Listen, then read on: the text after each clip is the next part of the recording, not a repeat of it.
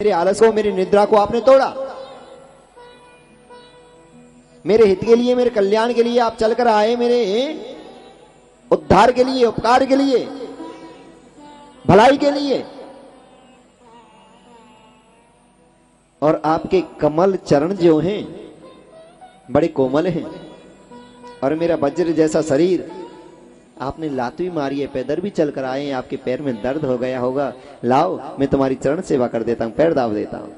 इतनी बात सुनते ही ब्रह्म जी महाराज के नेत्रों से आंसू आ गए और सोच करने लगे, बड़े तो वास्तव में विष्णु भगवान हैं। क्षमा बड़े को चाहिए, छोटे को उत्पात, कहा विष्णु को घट गयो जो ब्रह्म ने मारी लात। ये बड़ों के लक्षण हैं। ब्रह्म जी महाराज ने कहा कि बड़े तो विष्णु भगवान हैं। भगवान का वंश इतना बढ़ गया कि उनके बच्चों को पढ़ाने के लिए 3,88,00,000 आचार्य थे, मुख्य अध्यापक, हेडमास्टर जो होते हैं ना, 3,88,00,000। फिर उनके नीचे अध्यापक थे, फिर परमात्मा के बच्चे थे। इतने अध्यापक उनको पढ़ाने के लिए कार्य करते थे।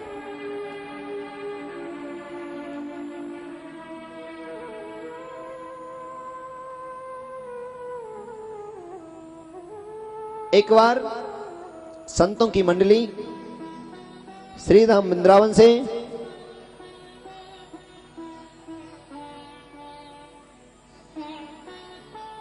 भगवान द्वारकाधीश जी के दर्शन के लिए जा रहे थे। जैसे द्वारका के नजदीक पहुंचे, संतों ने कहा आज यहीं ठहर जाते हैं, सवेरे ब्रह्ममुहूर्त में स्नान करेंगे, भगवान के दर्शन करेंगे। तो हुआ क्या, भगवान के पुत्रों को पता लगी कि वृंदावन से कुछ संत आए हैं, ज्ञानी आए हैं, ये असली हैं या नकली हैं या ढोंगी हैं या अच्छे हैं या बुरे हैं, इनकी परीक्षा करनी चाहिए। भगवान के पुत्रों में ही आपस में एक भाई को औरत बना लिया, साड़ी पहनाई, चूड़ी चाड़ी लाल पीले जो भी कुछ होता है सब कुछ कराकर, पेट से कपड़े बंधवा कर। जामवंती के बेटा थे, भगवान कृष्ण की पत्नी थी जामवंती, उनके बेटा का नाम था साम। साम्य को कपड़े बंधवा कर, पेट से साड़ी पहनाकर, चूड़ी चाड़ी पहनाकर, ठुमक ठुमक ठुमक ठुमक संतों के पास लेकर भाई आ गए, अपने भाई को ही औरत बनाकर। और बाबाओं से बोले, बाबा आओ, राधे राधे राधे राधे राधे राधे। पीछे से भी राधे राधे राधे राधे। मुनि सुखदेव जी महाराज कहते हैं, राजन संतों के पास जैसे ही पहुंचे, संतों को प्रणाम किया और बोले, बाबा ये जो बिचारी है ना, इसकी नई नई शादी हुई है, और जैसे ही शादी हुई है कुछ दिन बाद ये गर्भवती हो गई, और जिस दिन से इसको पता लगा मैं गर्भवती हूं, ना तो सोती है, ना पूरे परिवार को सोने देती है, ना खाती है, ना खाने देती है, रोती रोती रहती है, रोती रोती रहती है कि क्या होगा, कब होगा, कैसे होगा, बच्चा होने में मर तो नहीं जाऊंगी, ऑपरेशन से होगा या नॉर्मल हो जाएगा, बाबा बताओ तो सही, तुम कुछ जानते हो इस पर, क्या होगा, कब तक होगा, कैसे होगा। बड़े बड़े त्रिकालदर्शी संत थे। विश्वामित्रो आसीते कण्वो ध्रुवा ब्रह्मंगरा कश्यपो वामनो देवो वशिष्ठो नारदः। विश्वामित्र जी महाराज, आसित ऋषि, कंडव ऋषि, दुर्वासा, ब्रह्म जी महाराज, वशिष्ठ जी महाराज, कश्यप, वामदेव, वशिष्ठ, नारद, त्रिकालदर्शी संत जो पता लगा लेते थे क्या हुआ, क्या हो रहा है और आगे क्या होगा। ऐसे ऐसे संत भगवान के पुत्र पहुंचे। संतों ने आपस में मनी मन में विचार मंत्रणा की, ये तो भगवान के पुत्र हैं, जब धर्म की रक्षा की, धर्म को मारेंगे तो धर्म किसकी शरण में जाएगा। ये भगवान हैं, भगवान के हैं, धर्म के हैं, क्षत्रिय हैं। जब यही धर्म की रक्षा नहीं करेंगे तो रक्षा करेगा कौन। इनका धर्म बनता है, फर्ज बनता है, कर्तव्य बनता है। क्या करना चाहिए, विधान क्या है। शास्त्र कहते हैं जो धर्म को मारे, धर्म उसके वंश को मार देता है। जो धर्म को हानि पहुंचाए, धर्म उसको हानि पहुंचा देता है। जो धर्म का सम्मान करे, धर्म उसके यश कीर्ति लक्ष्मी को बढ़ाता है, वंश को बढ़ाता है, परेशानी को दूर करता है। धर्म एक धारण करने की चीज है, धर्म एक जीवन पद्धति है, धर्म एक मर्यादा है, धर्म एक मनुष्यता का अद्भुत लक्षण है।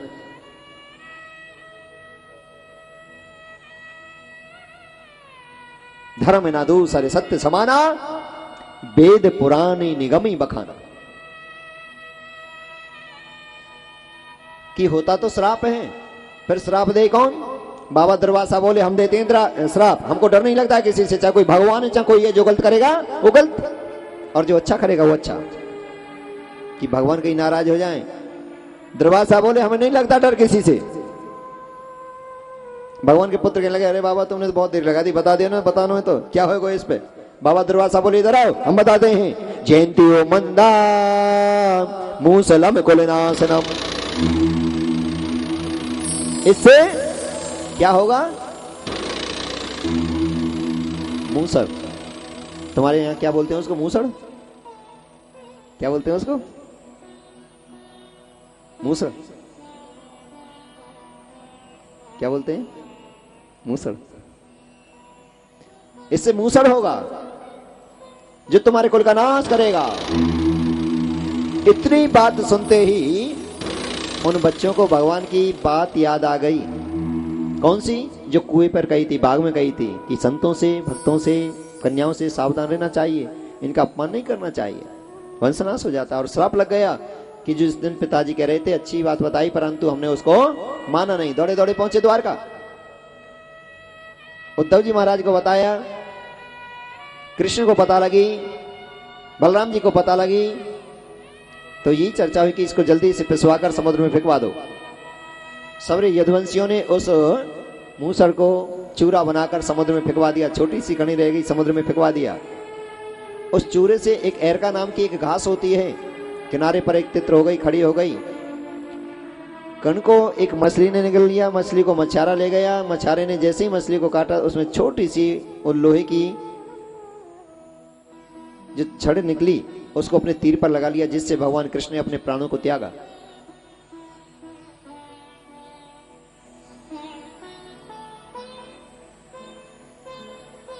श्राप लगाया।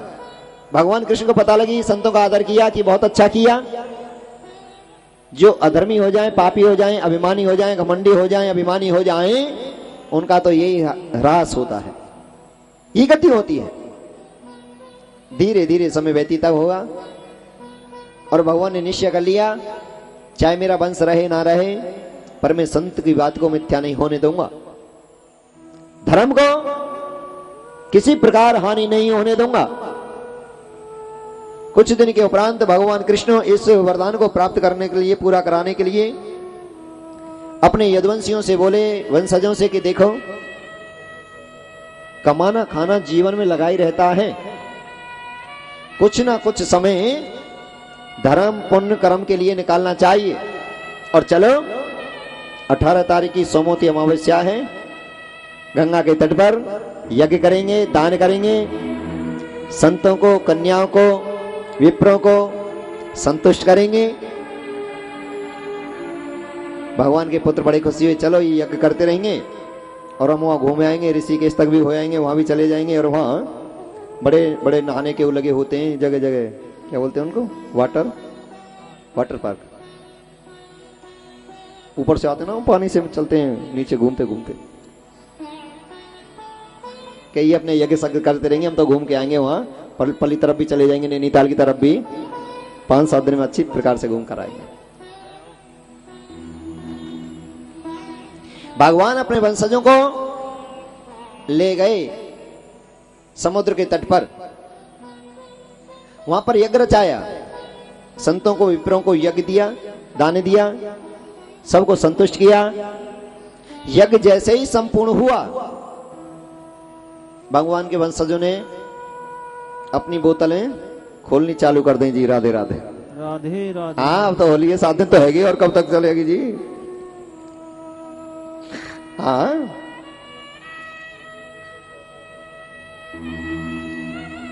और अच्छे ही पटियाला पैक लगाए, एक दूसरे का अपमान करने लगे, गाली देने लगे, अभद्र व्यवहार करने लगे। बलराम जी को बुरा भला बोलने लगे। ताऊ जी इनको, बलराम जी को गुस्सा आ गया, अपने हल मूसलों से ही प्रहार कर दिया। श्राप का प्रभाव ये कि अपनों की पहचान भूल गए, क्योंकि बुद्धि मलिन हो गई। जाकू प्रभु दारुण दुख देई और वाकी मत पहले हर लई। उमा दार जो सिसकी नाई सबे नचामे राम गोसाई। क्योंकि वो श्राप कार्य कर रहा है। जो श्राप लगा, श्राप तुलसी जैसी भविता तैसी मिले सहाय।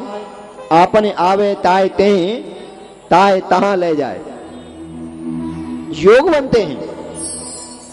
श्राप अपना प्रभाव दिखा रहा है। बुद्धि मलिन हो गई, लड़ने लगे, खूनों की नदियां बहने लगी। किसी का सिर, किसी का हाथ, किसी का पैर, पूरा समुद्र का तट रक्तवर्ण हो गया। भगवान कृष्ण एक वट वृक्ष के नीचे लेटकर और खुश हो रहे हैं, देख रहे हैं कोई अधर्मी हो जाए, अत्याचारी हो जाए।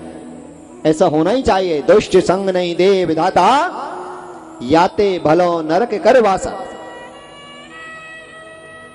दुष्ट के साथ से अच्छा है मृत्यु मिल जाए, नरक मिल जाए, पर दुष्ट का साथ अच्छा नहीं है। विभीषण ने रावण का साथ छोड़ दिया, प्रहलाद ने पिता का साथ छोड़ दिया।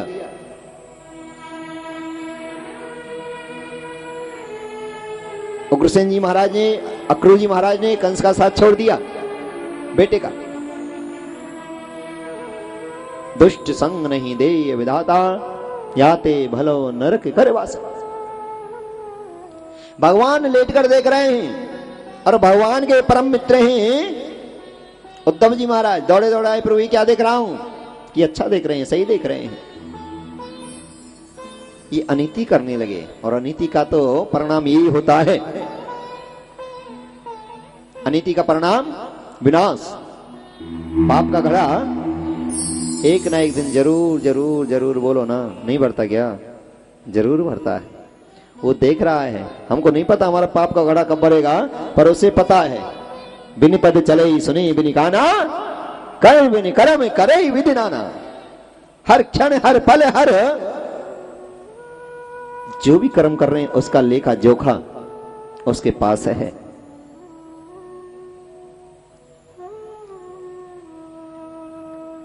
उद्धव जी ने पूछा, प्रभु मैं क्या देख रहा हूं? कि आप जो देख रहे हैं वो बिल्कुल सही और अच्छा देख रहे हैं। ऐसा ही होना था महाराज कि मैं भी जाने वाला हूं। उद्धव के नेत्रों में आंसू आ गए। गोविंद आप भी जाओगे? कि हाँ, क्योंकि मैं इनसे अलग नहीं हूं। कुटुंब के साथ तो मुझे भी जाना पड़ेगा।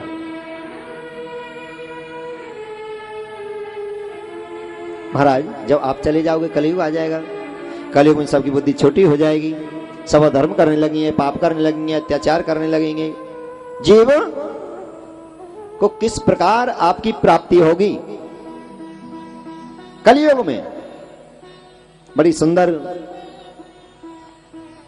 व्याख्या की, सवाल किया।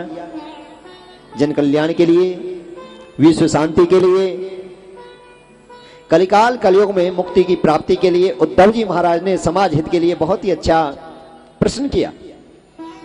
प्रभु कलयुग में किस प्रकार आपकी प्राप्ति होगी, जबकि सबकी बुद्धि छोटी हो जाएगी, सब अपने बारे में ही सोचने लगेंगे, अपने पेट के बारे में ही सोचने लगेंगे। अधर्म अत्याचार का पाखंड का युग बन जाएगा। तो बताया उद्धव, कलिकाल कलयुग में जो भागवत जी होंगे वो मेरा रूप होगा। जो भागवत जी की वाणी सुनेंगे, समझो मेरी वाणी को सुन रहे हैं। जो इसके दर्शन करेंगे, समझो साक्षात मेरे दर्शन कर रहे हैं। जो अपने घर में इस आयोजन का अनुष्ठान करेंगे, समझो अपने 7 पीढ़ियों के पितरों को मेरे धाम में भेज रहे हैं। और घर में जो पूजा पाठ करते हैं 1 गुना, मंदिर में 100 गुना, तीर्थ स्थान में 1000 गुना, और गुरु के सामने तो अनंत गुना पुण्य की प्राप्ति होती है। बोलो बांके बिहारी लाल की जय। अनंत गुना।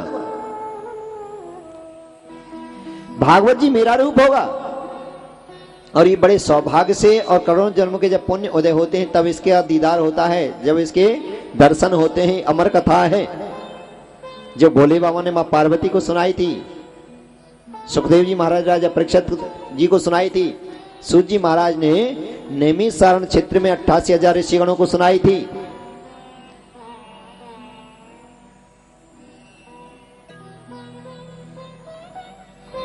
अट्ठासी हजार ऋषियों को सुनाई थी और वही अमृत की धारा आज लगभग 97 लाख हमारी माता बहन भाई एहसास चैनल, ईश्वर चैनल के माध्यम से इस ज्ञान की गंगा में डुबकी लगा रहे हैं। बोलो बांके बिहारी लाल की जय। भागवत मेरा रूप होगा।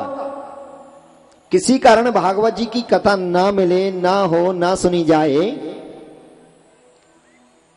तो गुरु भी मेरा रूप है। गुरु बिन भवनिधि तरई ना कोई, जो बिरंच शंकर सम होई। बिना गुरु के उद्धार नहीं होता, चाहे कोई ब्रह्मा शंकर इंद्र जैसा तपेश्वरी क्यों ना हो। गुरु की शरण में जाना चाहिए। उद्धव ने पूछा महाराज गुरु कैसा हो, कब हो, कितने बनाने चाहिए, कब कब बनाने चाहिए।